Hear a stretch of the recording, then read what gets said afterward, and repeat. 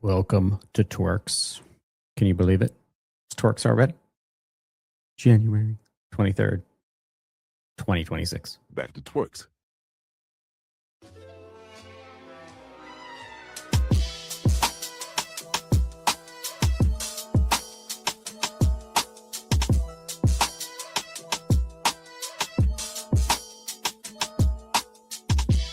Welcome to This Week in Pharmacy.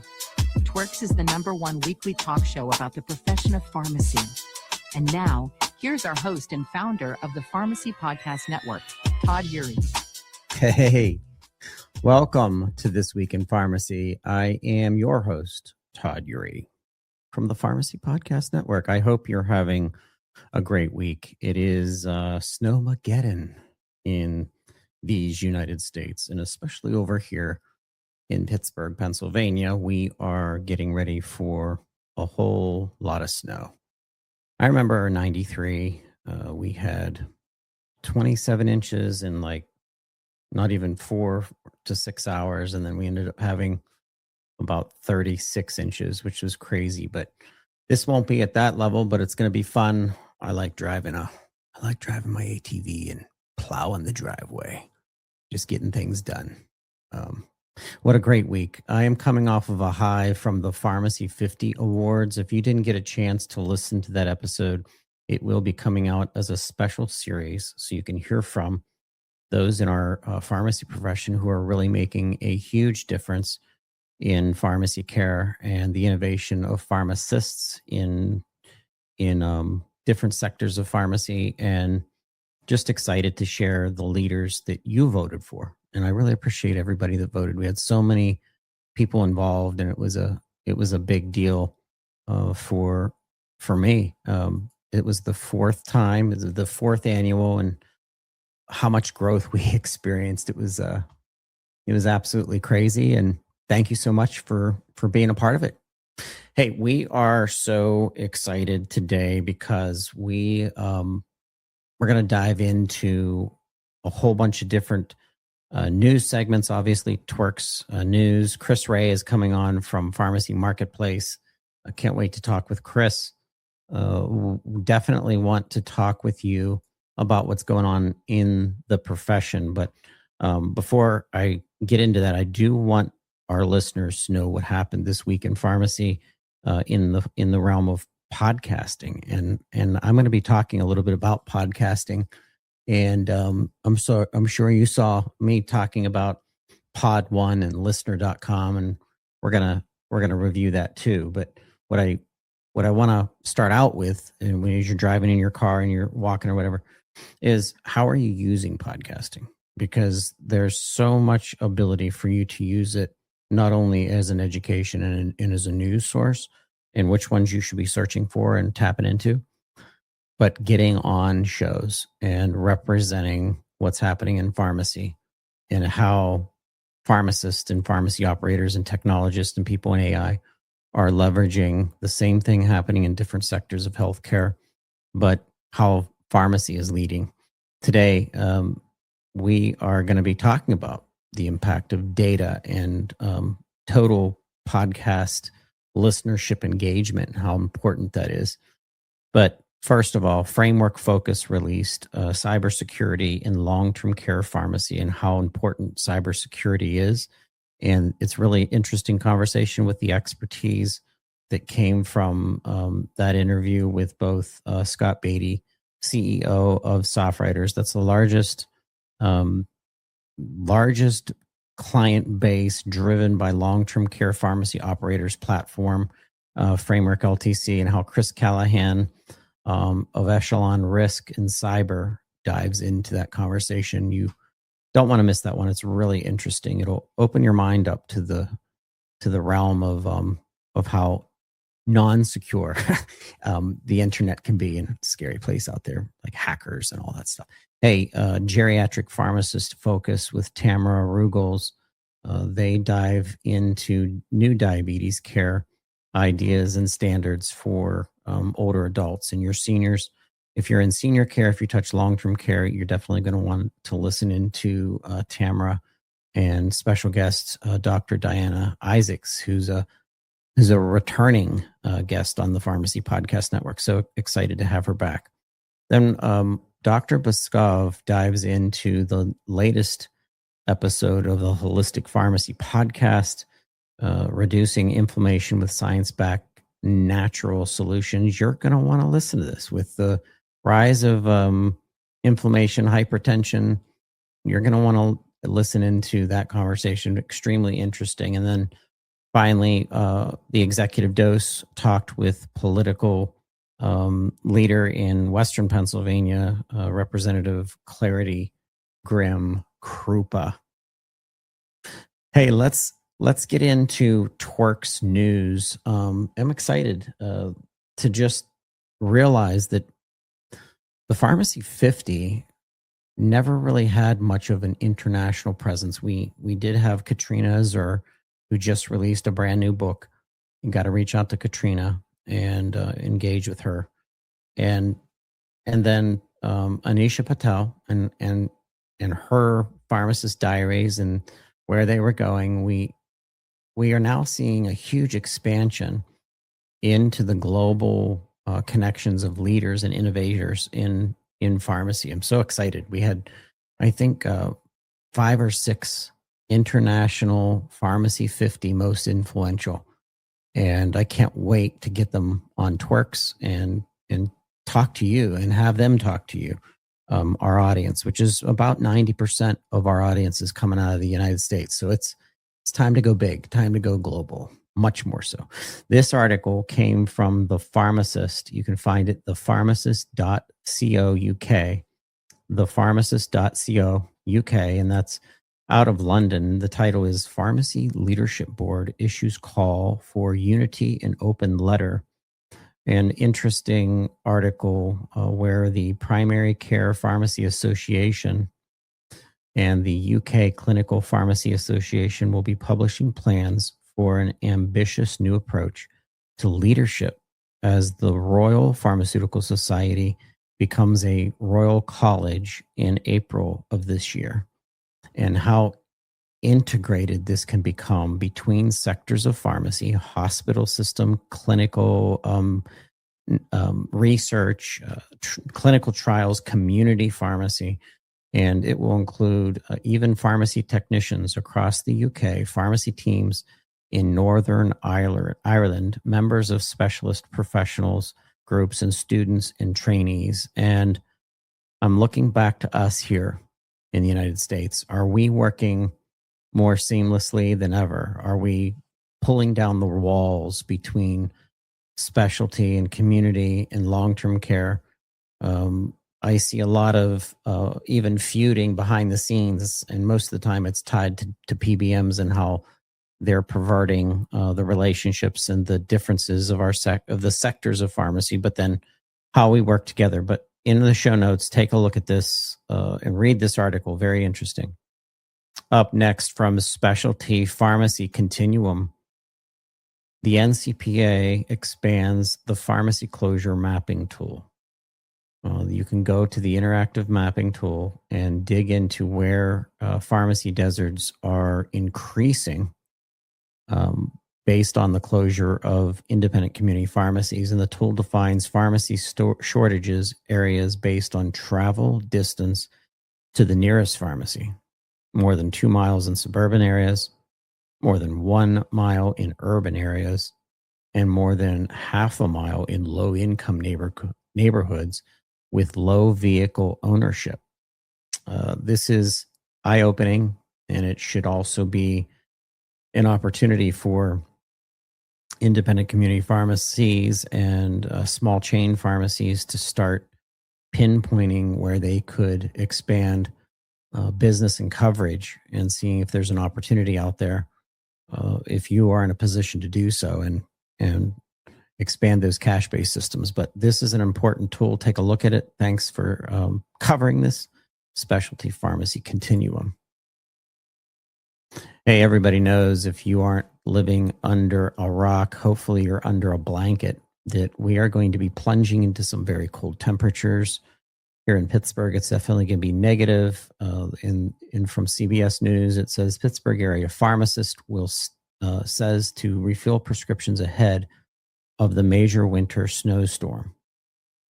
Just a shout out to our independents once again. Are you able to get messaging out to your community today through social media? Get it on your Facebook, get it on Instagram, but let everybody know what's going on with your services over the next 20 to 48 hours. And just hope everybody stays safe and that operations are not as disrupted as probably what they're going to be in some areas. We expect Brownsville, Pennsylvania. I'm south of Pittsburgh by an hour.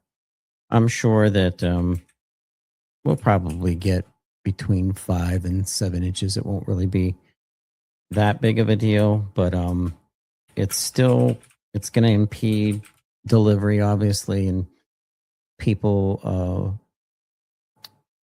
get scared, and sometimes you're the closest provider of healthcare to them, and being available is pretty important. So remember to communicate with your community today, and let us know the stories that come out of this. If you have a story to share on This Week in Pharmacy, you want to get you more involved, the listeners more involved, or pharmacy owners more involved, we are going to have some follow-up interviews with Pharmacy 50 winner from last year, Anthony Mamini, who runs a cannabis pharmacy out in New Jersey, as well as Camden Apothecary, his pharmacy in New Jersey, and some of the changes that are coming in cannabis. And we really had an interesting conversation, like I said, with Representative Krupa out of Western Pennsylvania, and she agrees that that cannabis could be leveraged for medication use. However, she's concerned with the non-medicinal purposes and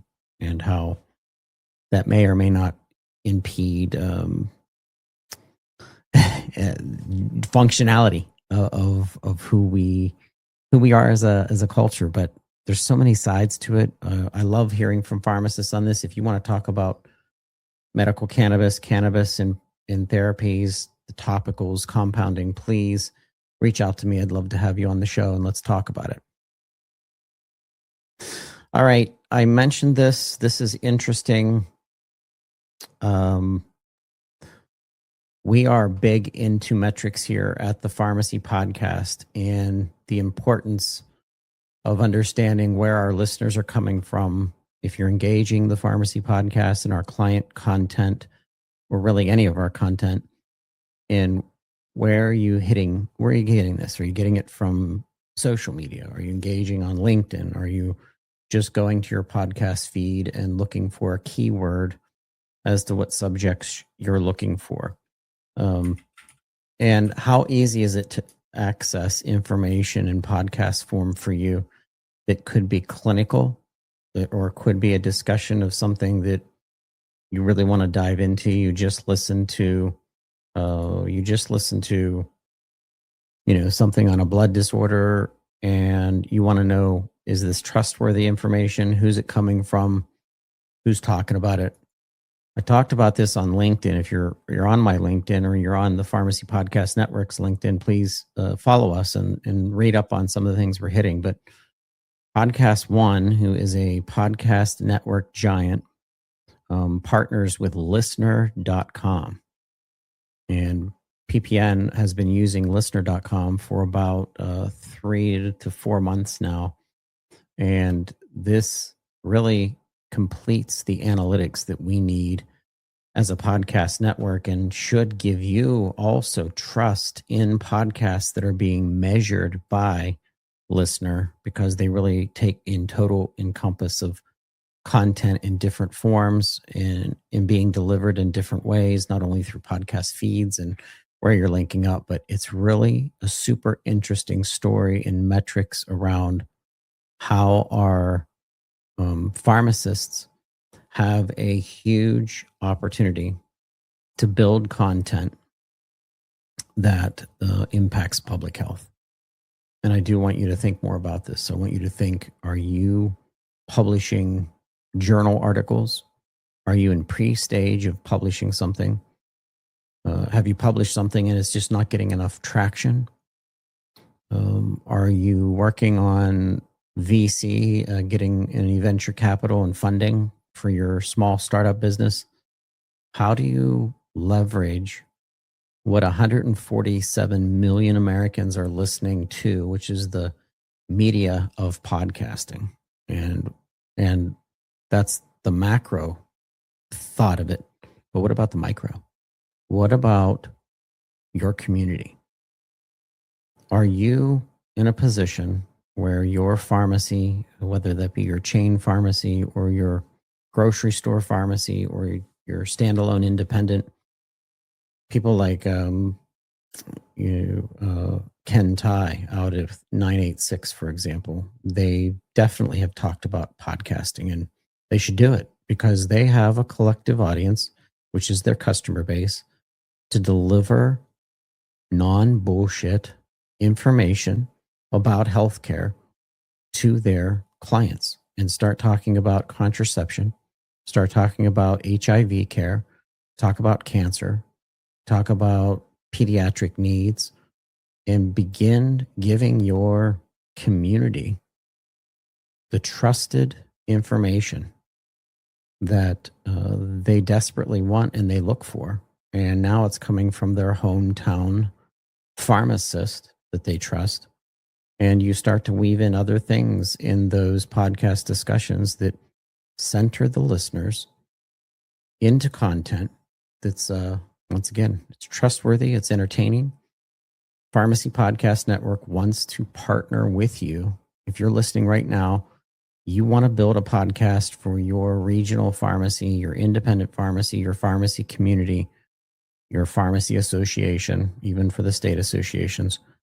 We have so much work to do, and we have to start taking this initiative to our consumers. And that's definitely one of our plans and what we're doing and positioning and getting out there and talking with you as pharmacy owners. I want to talk to pharmacy owners in person more than ever. We have to get together. So let's start thinking about the conferences that we're going to be attending. I'm hoping to be going to the Pennsylvania Pharmacists Association annual event, which is going to be February 20th through 22nd on a weekend, Friday, Saturday, Sunday. It'd be wonderful to see you. Pennsylvania, obviously, PPA is my home state pharmacy association, so definitely want to support that. We went there several times, but geez, schedules just get crazy with this conference season. You can only go to so many conferences per year. I think I hit 12 last year, and that was probably 4 too many. And then we're going to be headed to Assembia and dialing into and digging down into specialty. If you are going to Assembia, I'd like to talk to you there. Let's schedule time together. Let's talk about what you're doing in specialty pharmacy. And also, we're going to be going to the Pharmacy Profit Summit 2026. Shout out to Lisa Fost and her team that built the first conference of its kind. I think it's 5 or 6 years in now, if not longer. We're all getting so old. Time's going by. But a shout out to Lisa and her team. Look up the Pharmacy Profit Summit 2026. You can go to Pharmacy Profit Summit and Google Pharmacy Profit Summit. Comes right up. We're thrilled to be going there and talking with pharmacy owners and operators that are doing things above and beyond. They are not standing still. They are developing cash-based systems and programs. They're developing new access to healthcare through pharmacies, infusion, compounding, technology, wearable information being put in, data, the use of AI. This conference is going to be really interesting. So if you're going, please connect with us, connect with me, and let me know. And like I said, it's if you are building any content, if you are a pharmacy student and you are wanting to build your reputation, this is all tied back to how the profession connects with you and sees you and trusts you, and then the consumer world. And there's always two sides: your B2B network and your B2C network, and which one fits you and your businesses and your business models. Are you a standalone consultant? You are hearing more and more about consultancy and pharmacists building their own business, and that is going to increase. And are you in a side hustle level right now, and you're looking to expand? So I love working with pharmacists and pharmacy operations who are building new ways that pharmacists are existing in their careers and what they're doing to build small businesses. I think of the contraception angle, and I'm not sure if you've listened, but if you go to getprismrx.com, that's getprismrx.com. I should have that on the screen for you. Getprismrx.com. So this is a platform that will enable you to not only launch your contraception business as a pharmacy and a pharmacist, but in the 34, 36 states, you're able to prescribe, you're able to manage this, keep track of it, and get paid for it. So that's the important part, is getting paid for it. So we have a series. If you go to getprismrx.com,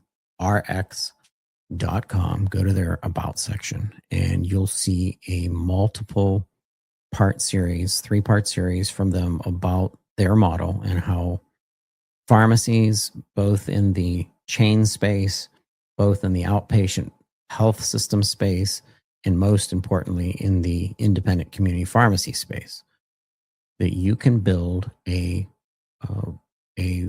profitable new program that you will be launching into the community, and you will be communicating with the press.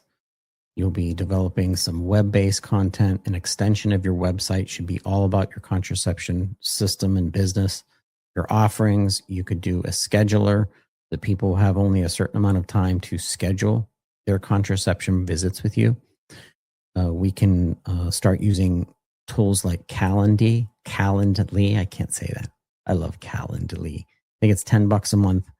You're going to embed that into your website, into this contraception section, or you could even do it through a blog and push traffic to that and announce that on social media. We'll have social media kits for you. You'll be able to engage the team at getprismrx.com, talk with Mary, talk with Dr. Devin, and launch your program to build cash-based consultancy, cash-based business, and how maybe it's not as simple for people that need contraception. Definitely there's going to be some fast turnaround, but you still should use that opportunity to build consultancy and opportunity to talk with them about other things and bringing in supplements and just your knowledge, as a healthcare provider. But what a wonderful opportunity in the areas that Planned Parenthoods have been shut down for one reason or another, to be able to deliver a contraception service, a birth control service to your community, along with whatever you want to tack onto it. So we work with GRX Marketing, Nicole McClure and team. We work with their other division, which is their B2B division, which is Finch Marketing. And they will have a turnkey marketing program for you to help launch this. So once again, you come to us, send me an email, Yuri at pharmacy, Yuri at pharmacypodcast.com. Reach out to me. I will send you the pieces of the puzzle. They work together very well. And stop thinking about it. Do this as an extension where it fits of your pharmacy services and how it can deliver those those needed services that your patients desperately want. They were getting it somewhere else. And like I said, in the Planned Parenthood neighborhoods that were mostly the services they were providing was contraception. When those disappear, where do those patients go? That's an opportunity to not just get their contraception 30-day, 90-day fill, but what about everything else that they may be on or their family members may be on? It takes a little hustle. But the business is out there. I hear more and more of our independent community pharmacies just doing so much and building so much worth in their pharmacy beyond just a dispensing pharmacy. And that is so exciting to watch you expand services. Be sure to talk to each other. Tell us where you're going to be in your conference circuits. And like I said, PPA, Assembia, the Pharmacy Profit Summit Live. We're definitely going to be going to NCPA later in the year. Idea Share, the McKesson Show, I think that's probably in July. Cardinal Health's RBC, the Retail Business Conference, is one of the most amazing conferences we go to. Definitely probably going to be focused on APHA, the annual. So what conferences are you going to? Which ones make the most sense? And don't just go. Obviously, you want to go to ones that you're going to get something out of it. We should talk more about that. We should talk about picking the right conferences for you and your career and your sector of pharmacy.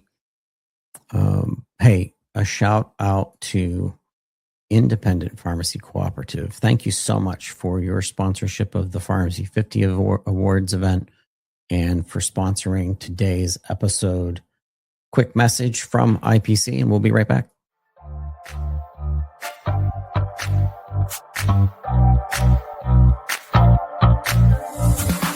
This episode is sponsored by Independent Pharmacy Cooperative, widely known as IPC. Established in 1983, IPC is the nation's largest group purchasing organization owned by independent pharmacy.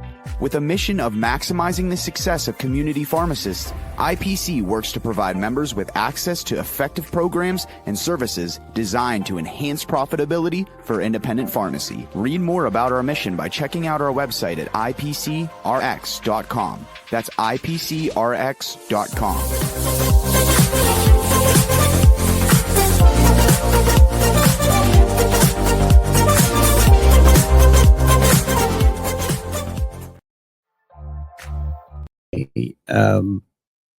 We really appreciate so much of the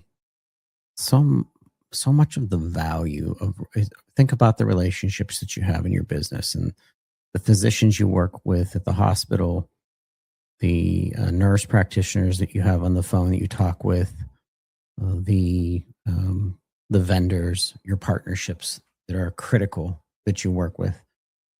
We work so well with IPC, Independent Pharmacy Cooperative, and it's more than the buying group. It's really paying attention to the profitability of pharmacies, and some of the most creative pharmacists and pharmacy owners keep pushing the envelope with IPC and IPC services, and we very much appreciate them. We really appreciate how they work with other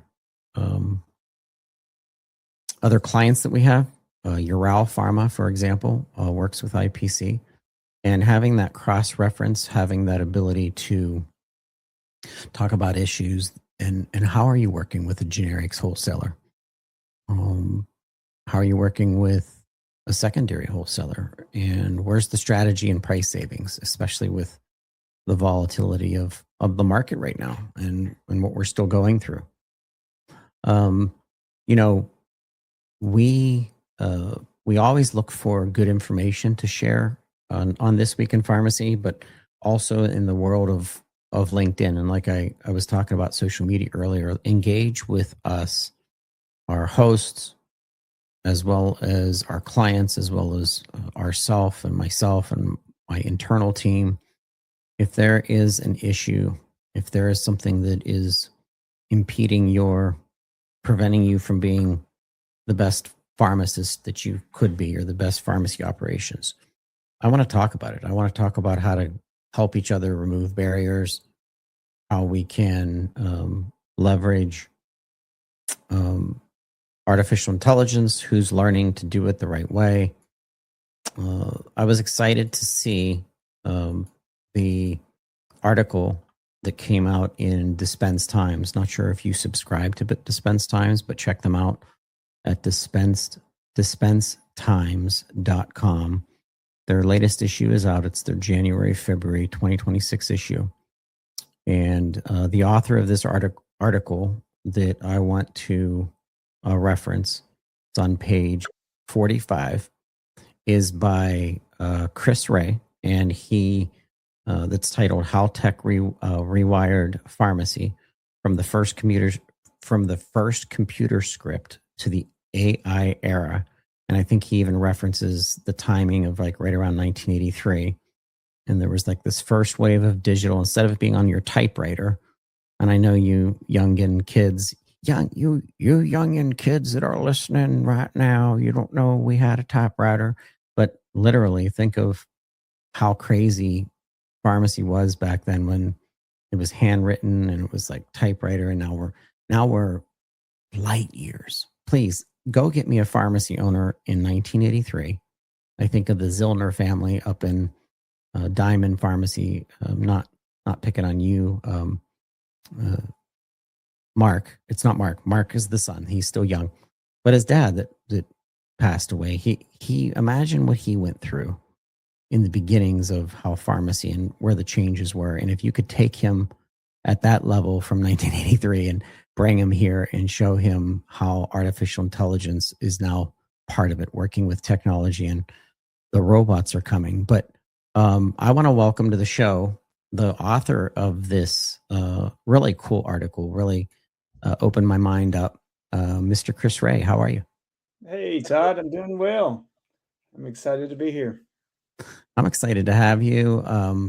Shout out to Kris because he was given notice of this request of interview less than an hour ago. And he's like, hell yeah, let's get on in TWIRx. Yeah, anything for you, Todd. And I always like to hear myself talk. Unfortunately, here for the audience. So, all right. So everybody keeps using the word AI, artificial intelligence, artificial intelligence this, artificial intelligence that. I don't think artificial intelligence is intelligent at all. I think it's just a tool. However, there are things that are being refined right now in marketing, in analytics. We just talked about before you came on about how one of the biggest publicly traded podcast networks called Podcast One is now partnered with listener.com. We use that analytics platform to dial into our listeners and how our listeners are engaging with us through podcasting, but all through social media. And Listener is using artificial intelligence to gather all of that data to truly give people that are interested in listener metrics, like I would be. I'm a nerd on that stuff. And so talk to us about how you're kind of setting the stage for this article in Dispense Times, and give us a summary of what you're dialing into and what you're learning out there. Yeah, Todd, I think that for a lot of people, change is tough, especially when you're dealing with stress and reactivity in a workflow at a pharmacy. So if you're saying, hey, we're going to incorporate all this computer intelligence into your job, one, you're intimidated by it. Two, you're like, hey, is this going to replace some of the functionality of what I'm doing? And I think the key component of this article is to say, like, look, you're not necessarily being replaced. This can be a tool if used correctly and responsibly. This can really support you in your position. And ultimately, that's what we want folks to see. If adopted right, then their lives are going to be easier. But you have to really not rely completely on AI. You got to understand what it does for you. And then the human piece element of this. You have to do the refinement of the AI and the data that it's spitting out to be able to execute on whatever the deliverable is going to be. So for pharmacy, you're dealing with just so many different data points, ultimately trying to give good customer care. And you would hope, just like that first computer, that these things that are showing up in pharmacy workflow will take some of the busy work out of your day-to-day operations so you can get back to focusing on patient care. Yeah, I agree. I'm not worried about artificial intelligence anytime soon replacing a pharmacist or a technician, and the people out there, the operators, the pharmacists, our entrepreneurs that are leveraging AI to do exactly what you were mentioning. One of our clients is SoftWriters Framework LTC. They are now leveraging workflow specifically for different types of long-term care pharmacies, such as skilled nursing. They're operating different prompts, different things that they're asking the AI to do in that space versus another sector, and this will increase. We hear Sheila Arquette, the executive director of the NASP, National Association of Specialty Pharmacy, starting to dial into disease state management specific use of AI for data collection. And even in our space, we're partnered with Nested Knowledge, who's going to give us access to relevant journal-backed information of things that we're talking about on the Pharmacy Podcast Network in the form of education for clinicians, for physicians, for pharmacists in specific disease states. So let's talk, and then also, of course, how Outcomes is using it, how Alive and Health is using it. You mentioned those organizations in your writing through their medication therapy management programs. But talk to our listeners right now. If there's a pharmacy owner right now, what are some of the first steps and or ways that you've noticed AI being leveraged in a successful manner in workflow for our community pharmacies? Yeah, definitely. That, you had mentioned Outcomes just a second ago. You and I both were visiting with them in Las Vegas last summer. And I think they mentioned to you, like they mentioned to me, hey, they're starting to be able to tag customer profiles in the software for clinical trial opportunities. So it would help the, obviously, manufacturers. It would help the pharmacy because there would be some revenue driven. And then it would help the patient due to the ability to be a part of some type of trial that would ultimately impact them, right? So that's, partnering with your current software solutions and seeing if they are incorporating this in an effective manner. That'd be one. Then you're seeing pharmacies utilize it from a marketing perspective as well, doing a lot of their copy content. And you have to do it well because now you're starting to get an eye for when people are utilizing AI in a bad manner. And there's just trends that you see like, yeah, that's obviously an AI photo or that's an AI written social media post. And there was not really much personalization into it.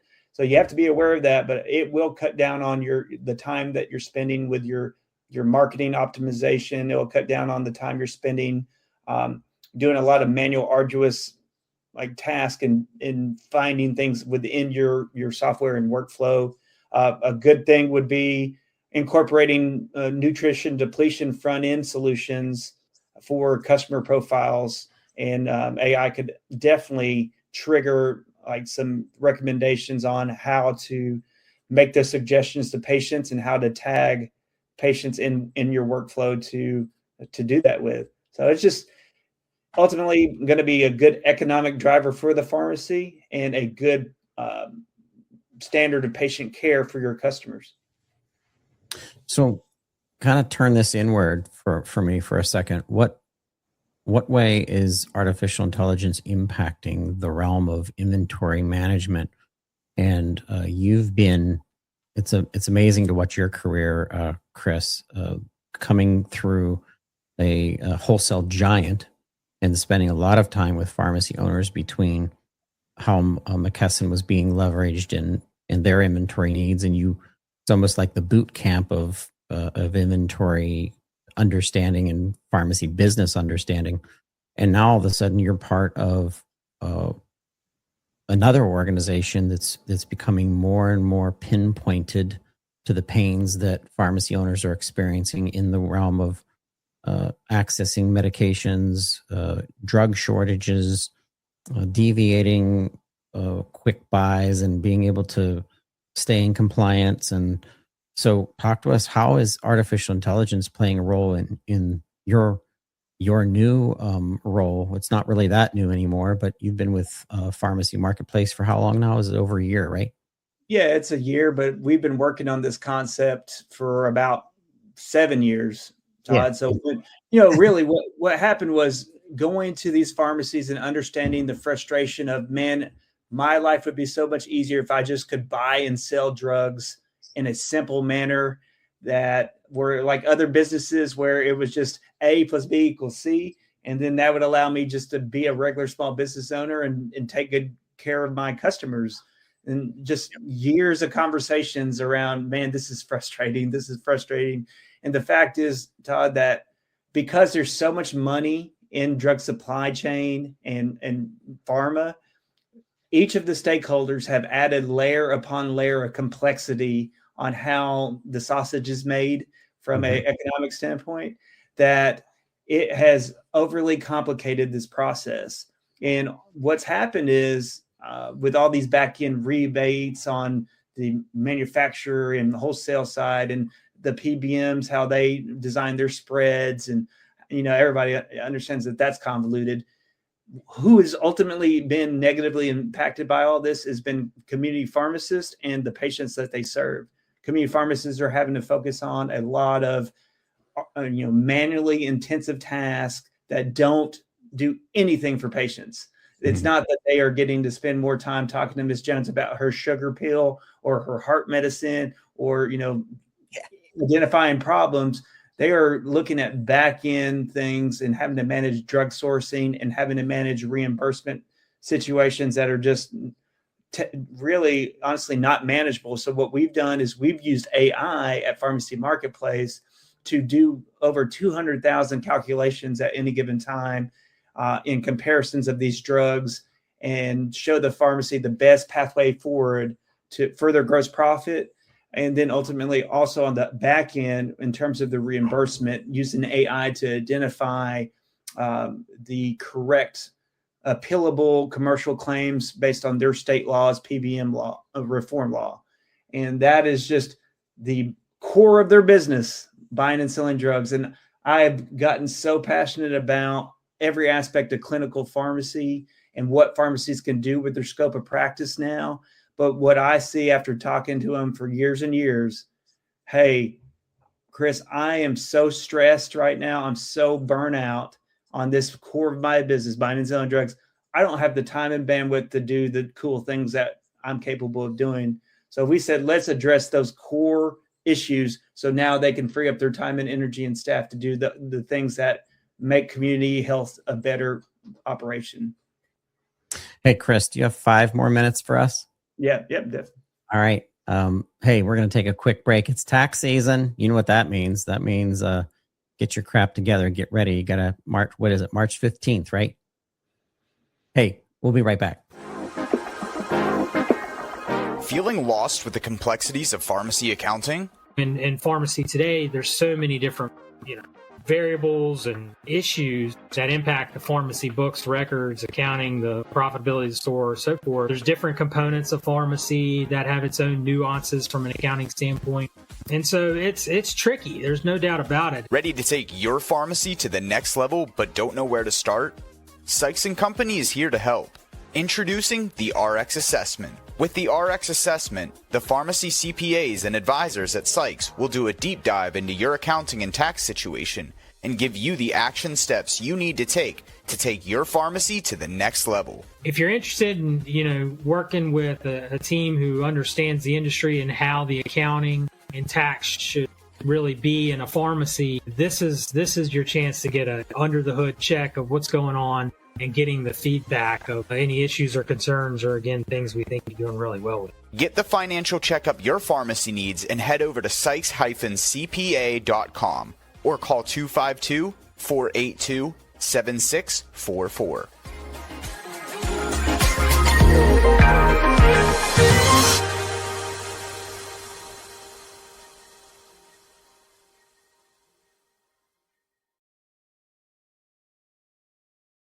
Welcome back to TWIRx. Here with my friend Kris Rhea, excited about his advisement to our independent community pharmacy owners about how to leverage artificial intelligence and how to do it in different sectors of your business, operations, workflow for scheduling, buying better, quicker, better opportunities to save money on your inventory.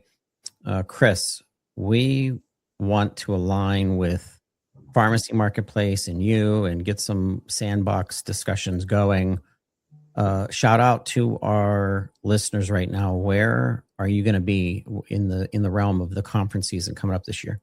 Yeah, we're about there. It starts around March, Todd, and you got some of the buying group shows. So we'll definitely be at several of the larger group shows. So ABCI, hopefully AAP.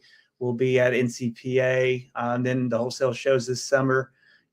My wife always kids we don't get to take a vacation because we're always traveling to these shows. But it's kind of like a vacation because we get to hang out with all our friends. So all the wholesale shows, the Catalyst conference will be there as well.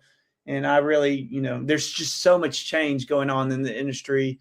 I've always said that going to these conferences allows the pharmacist and the owner to work on the business instead of in the business. And I really encourage folks to do that. One of my favorite owners, when I worked at McKesson, he finally convinced him to come to our trade show after years. He had never been, and he'd been an owner for 25, 30 years. And he went and had a great time, him and his wife in San Diego. Now that was an easy pull, right? San Diego. But he at the end of it, he told me, "Hey, Kris, for years, I've just been in my little vacuum at my little counter, working on the fires in front of me. This has allowed me to take a step back and look at what other people are doing and look at where pharmacy is going. So I appreciate, the ability to come out and do that." Hey, are you headed to Pharmacy Profit Summit 2026?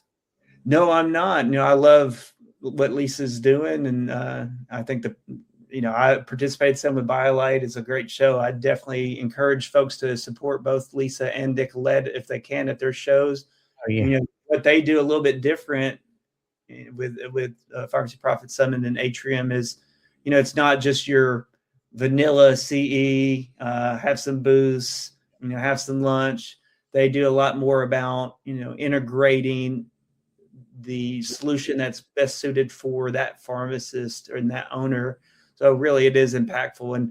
And Todd, you and I discussed this. Some of these micro show opportunities might be the wave of the future. Absolutely. So I like the smaller, more intimate shows because the people that attend them are able to mash up a little bit more because the big, huge shows like the HIMSS, for example, which was overwhelming. It's the largest healthcare IT show in the entire world. There's 45,000 people that come. It's just overwhelming. So Atrium X, Pharmacy Profit Summit, even some of the wholesaler shows, they are big, but sometimes they have that smaller feel to them. And if all I did was went to trade shows, if it were my wish, I would just go to trade shows because I love them. But you can only go to so many in a year. You have to be like, where are we going this year? And how does that, like you said, with vacation time with family, if you can double up on that, that's a smart move. Yeah, no, it's it definitely. I think I did 12 one year, and I just you were tired, but yeah, you get to see the country. If you follow pharmacy and follow pharmacy conferences, you get to see a lot of cool people and make a lot of good friends. And it's been a pleasure to do so. Well, I'm excited about meeting up with you. I always enjoy our conversations. I like the insights that you bring to our listeners. Congratulations on some of the recent recognition that you've received from the accolades from the profession over the years, and you're looked as a leader. I was commenting on your post on LinkedIn about being now one of the veterans, and do I really want that? Like, it's like, oh my gosh, we've been in pharmacy now over 20 years. Like, that's nuts. Well, and I'll tell you, Todd, I'll plug you. When I started out, your network was not nearly what it is now, but I was in the car a lot, and I was like, I got to learn something to be able to talk to these pharmacists. I can't just show up and stare at them and ask them how their kids or grandkids are, because you're just wasting their time. They want some knowledge. So what I would do is I would turn on Todd's podcast and try to get some nugget from it to be able to add some value. So I appreciate the opportunity to grow with you. And I think that 2026, the sky's the limit. So much change. We got to be there, and we got to help community pharmacy stay afloat. Take a look. If you go to listener.com/pharmacy podcast, that's listener.com/pharmacy podcast. Take a look at the metrics of what we're doing to drive the voice of our pharmacists, the voice of our leaders, people like Buddy Carter and Dr. Daniel Plummer and Antonio Chacha, and people in biosimilars and Alec Ginsberg. It's awesome to see us using a network of people that are insiders to the pharmacy profession. And just to announce, Kris, I don't think you knew this, but we are recruiting new hosts. We are looking for regional pharmacy owners to start tying in news from their regions, so that we're sharing what's happening at the ground level in the trenches. So if you have ever wanted to start a podcast in your community pharmacy and the impact on your community, or involving your local politics, or whatever you want to do, reach out to me and get involved, because this network, like Kris was saying, has come a long, long way. And now it's moving needles because we're getting the right people talking to each other, Kris. Yeah, it's so great to hear. Todd, one of the things that we're focused on right now at Pharmacy Marketplace is dealing with each individual state and helping the pharmacies understand what they have specific to their state in terms of PBM reform and how to take advantage of those laws. So it is very much like state to state or region to region in some instances. I promise you, all 19,000 community pharmacy owners are dealing with very similar problems and patterns, but some of the micro level problems and solutions will be regional. So we need folks in Texas to jump on and tell us how Texas is going, and up in the tri-states and West Coast. Yeah. It's good to hear from everybody across the nation. Absolutely.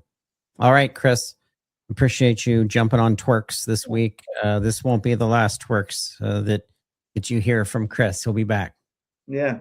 Thank you, guys. Thanks, Todd. See, have a good weekend. Hey, shout out to all of our listeners. Hope you have a wonderful weekend. If you're in the snowmageddon, if you're in the way of this snowstorm, hunker down, get yourself some hot cocoa and a blanket, and make sure you're stocked up on your toilet paper and your milk. Get out there, but we appreciate you, and we can't wait to be with you again in your podcast platforms. Subscribe on Apple Podcasts, Spotify. Apple has a new feature for networks.